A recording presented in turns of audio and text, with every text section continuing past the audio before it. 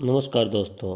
आज फिर वापस लेके हैं पार्ट नंबर 2 विजयी व्यक्तित्व का लेसन नंबर 3 आत्मविश्वास की शक्ति।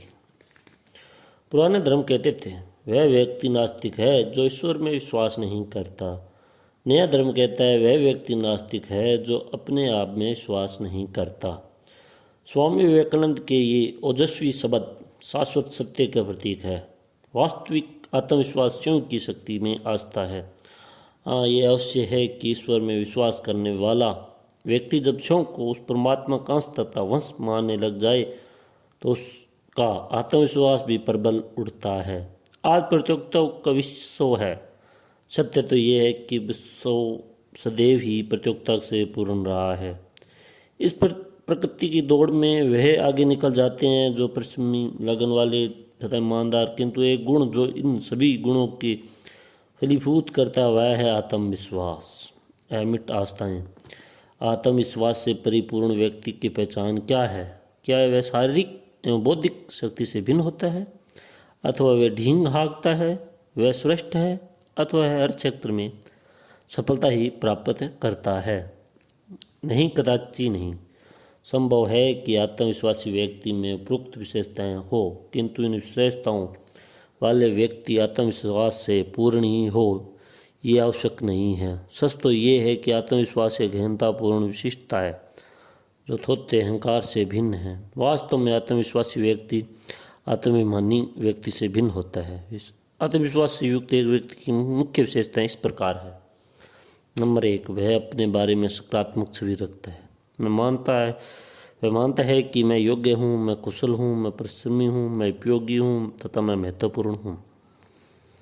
वह यह धारणा रखता है कि उसके परिवार एवं संगठन के अन्य सदस्य उसके गुणों के कारण उसका सम्मान करते हैं तथा वह भी उनका सम्मान करता है। नंबर 3, वह अधिकतर कार्यों को व्यवस्थित ढंग से समय का नियोजन कर संपन्न करता है। नंबर 4, आत्मविश्वास से परिपूर्ण व्यक्तित्व चुनौतियों से डरता नहीं, उनका स्वागत करता है। दोस्तों, उन्हें अपनी शक्तियों का परीक्षण का अनोखा अवसर मानता है। नंबर 5, वह सफलता के लिए अपनी क्षमताओं का पूर्ण प्रयोग करता है। सफल रहने पर वह अहंकार नहीं करता, प्रसन्न अवश्य होता है। साथ ही उन सभी व्यक्तियों, परिस्थितियों, ईश्वर के प्रति आभार व्यक्त करता है जिनके सम्मिलित प्रयास से ये सफल हो पाया। नंबर 6, सफलता न मिलने पर वह उन कारणों की समीक्षा करता है जिनके फलस्वरूप उसे सफलता नहीं मिल सकी।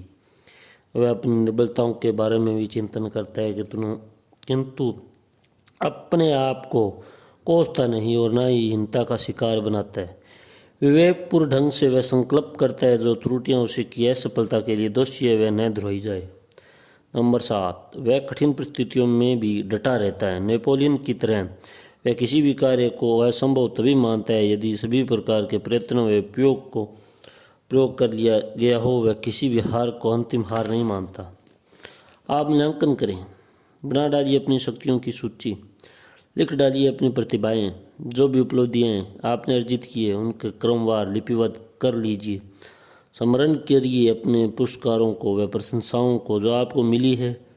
उन्हें लाइए अपनी स्मृति पटल पर।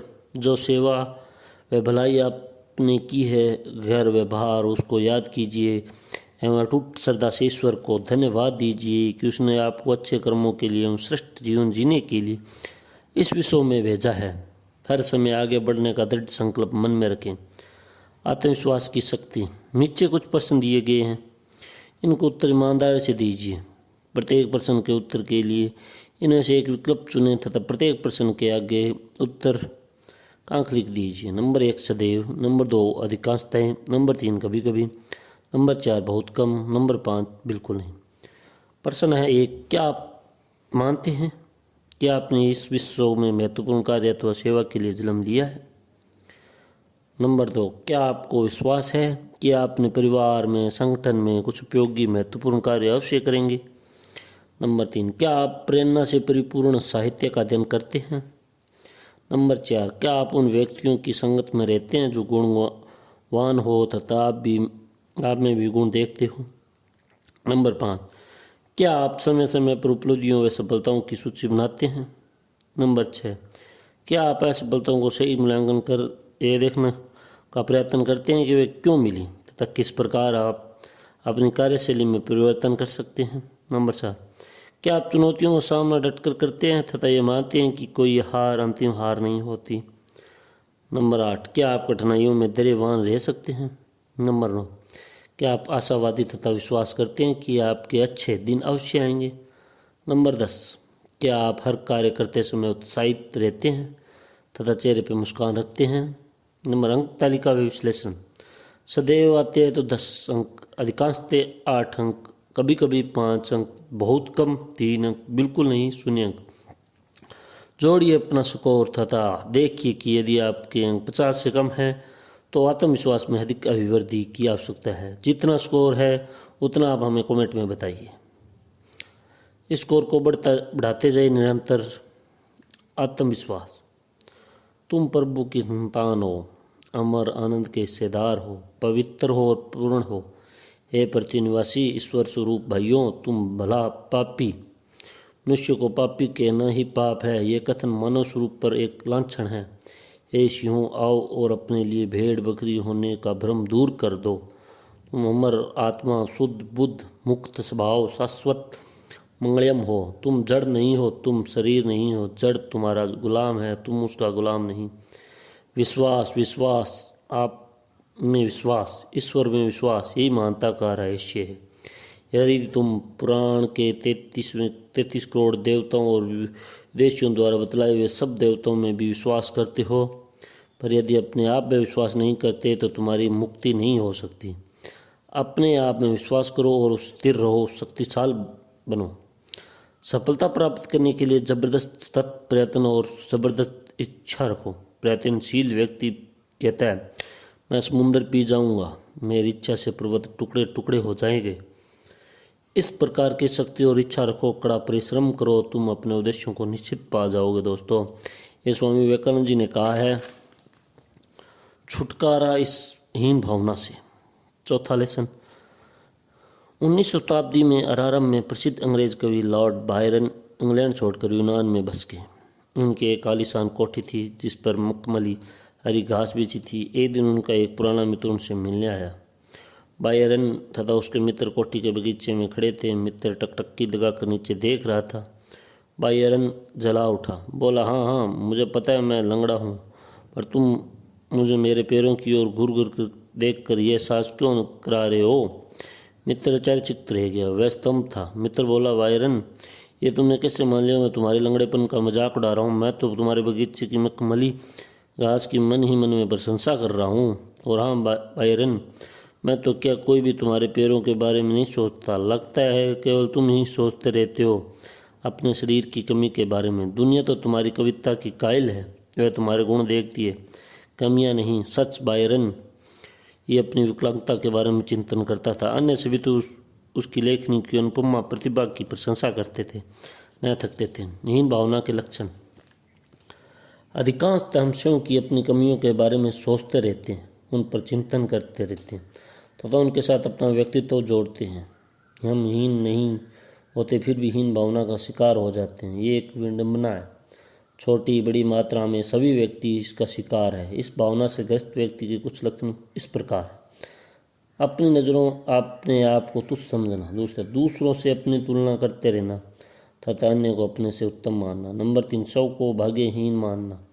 नंबर 4, अपनी कमियों को यदा कदा बखान करना। नंबर 5, दूसरों की आवश्यकता से अधिक प्रशंसा करना। नंबर 6, अपने उचित अधिकारों के लिए जोर देकर अपनी बात न कहना। दूसरों से दबे दबे डरे डरे दुबके दुबके रहना।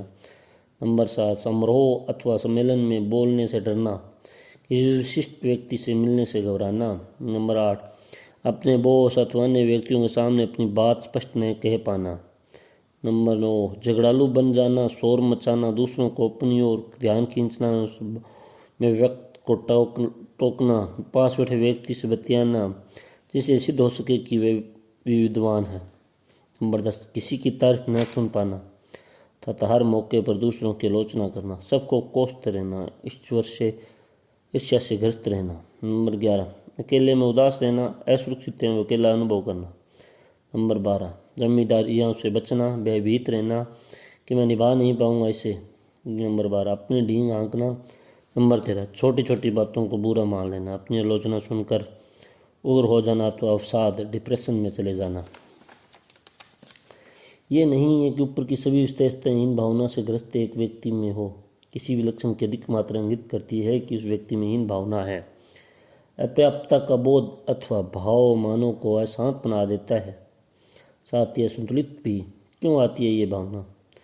जीवन के प्रथम वर्ष में ही हीन भावना का जन्म हो जाता है। जब बालक अपने आप उन्हें हरी परिस्थिति निर्बल परेशान पाता है, वह अपनी बात कह नहीं पाता, वह न ही उससे कोई बुरी तरह समझता है। फिर अन्य घटनाएं भी घटती है। बड़े परिवार में सभी बच्चों पर माता पिता द्वारा पूरा ध्यान नहीं दिया जा सकता। अधिक सुंदर, होशियार एवं मेधावी बच्चों पर अधिक पूछा जाता है। वह परिवार के हीरो होते हैं, बाकी एक्स्ट्रा। स्कूल में भी यही देखा जाता है। पक्षपात के शिकार बालक हीनता की ग्रंथि से ग्रस्त हो जाते हैं। कभी कभी वह विद्रोही बन जाते हैं, किंतु ये विद्रोह भी हीनता को है एक रूप है। हमारे समाज में तुलना करने का रोग है। भाई बहनों, विद्यार्थियों, संगठन में काम करने वाले कार्मिकों की तुलना भोड़े ढंग से की जाती है। प्रशंसा तथा आलोचना करने की कला में बहुत कम लोग परंपरागत होते हैं। सारी कदकाठी, रंग, फीचर्स को लेकर जीवन भर सुनना पड़ता है। अभी भी हम दक्कयानुषी हैं, और फिर यदि अध्ययन अथवा व्यवसाय में कोई असफलता मिल गई तो साथ निभाने वाले बहुत ही कम व्यक्ति होते हैं। जिस समाज में केवल सफलता तथा समृद्धि को ही पूजा जाता है, वहाँ प्रकृति की दौड़ में बिछड़ वालों को है दृष्टि से देखा जाता है। ये हमारा समाज की एक विकृति है। इसमें संघर्ष करना होगा प्रत्येक व्यक्ति को। तो करें क्या? अपने गुणों की सूची बनाएं, अपने अर्जित पुरस्कारों, प्राप्त प्रशंसा और उपलब्धियों को गौर करें। नित्य ईश्वर को ध्यान दें कि उसको आपको गुण का अवसर दिया। नंबर 2, उन लोगों की संगत में रहिए जो आपको प्यार करते हैं, आप में गुण देखते हैं, आपको शक्ति देते हैं। नंबर 3, आलोचकों एवं आप में कमियां देखने वालों की बात का विश्लेषण करें। यदि कहीं सुधार का संभव हो तो करें, नहीं तो हंसकर इन बातों को टाल दें। हर बात को गंभीरता से लेना आवश्यक नहीं है। नंबर 4, बोलने की कला सीखें, पारंगत बने। बातचीत एवं भाषण के अवसर हो तो उनका लाभ उठाएं, कला का गुर सीखें। नंबर 5, किसी विशेष क्षेत्र में आगे अध्ययन करें। प्राइवेट एवं संस्था पाठ्यक्रम अथवा पत्राचार कार्यक्रम से नई योग्यताएं अर्जित करें। नंबर 6, अपनी तुलना दूसरों से करें तो दूसरों से कुछ सीखें, न कि अपनी कमियों की ओर देखें। अपने आप से ही अपनी तुलना करें। अपने निर्णय स्वयं लेना सीखें। दूसरों की राय भी लें, किंतु आत्मनिर्भर बनने का यत्न करें। परिवार एवं संगठन में अपना स्थान बनाएं। शक्तिदायी, प्रेरणादायक एवं सकारात्मक साहित्य पढ़ें। निरंतर मुस्कुराएं, ठेके लगाएं, दौड़ें, उड़ान भरें, चहचहाएं। प्रसिद्ध अमेरिकी समाज सेविका एलिनोर रूजवेल्ट के शब्दों स्मरण रखें, कोई व्यक्ति आपको की अनुमति के बिना हीन अनुभव नहीं करा सकता। मत दीजिए किसी को ये अनुमति, अपने आप को स्वीकार कीजिए। अपना परमात्मा की एक मूल्य कृति है। अपनी शक्ति को पहचानो,